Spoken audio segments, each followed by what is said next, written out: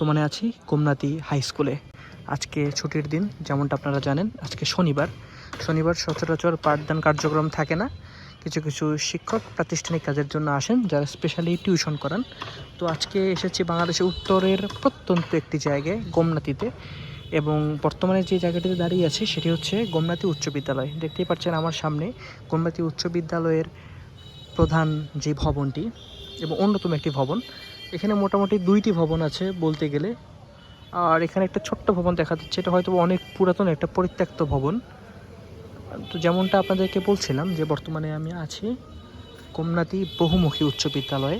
এবং এখানে দেখা যাচ্ছে যে স্থাপিত হয়েছে 1942 সালে। নির্মাণকাল হচ্ছে 2003 থেকে 2005।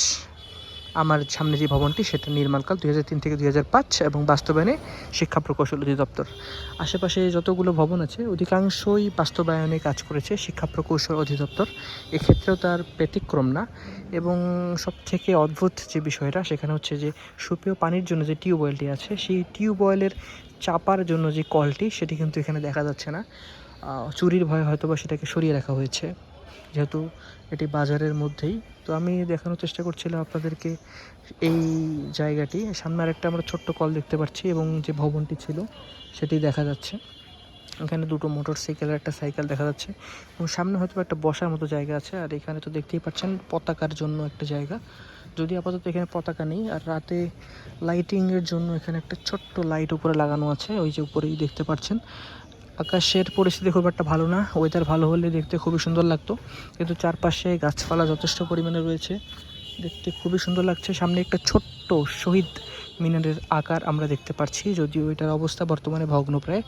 আর পুরাতন যে বিল্ডিংগুলো আছে সেটা তো দেখতেই পাচ্ছেন, পুরাতন বিল্ডিংগুলোর অবস্থাও খুব একটা ভালো নয়।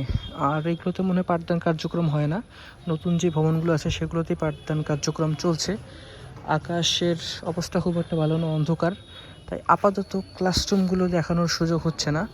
তারপরেও একটু চেষ্টা করি, দেখি ক্লাসরুমগুলো দেখানো আসলে যায় কি না। ক্লাসরুমের ঠিক ওই অপোজিট সাইডে মনে হয় মানুষের বাসা বাড়ি আছে, যেমনটা দেখা যাচ্ছে। এই যে সেই রুমের বেঞ্চ, মনে হয় না এখানে ঠিক পাঠদান কার্যক্রম চলে। বেঞ্চগুলো একদম পরিত্যক্ত ধুলোময়লা অবস্থায় আছে। তো আজকে যতটুকু দেখানোর ছিল ততটুকু আপাতত দেখানো শেষ হয়ে গেছে। এখানে কিছু দেখতে পাচ্ছি ছাত্র এবং শিক্ষক। আজকের মতো এখানে বিদায় নিচ্ছি। সবাই ভালো থাকবেন। আসসালামু আলাইকুম। আবার দেখা হবে ইনশাআল্লাহ।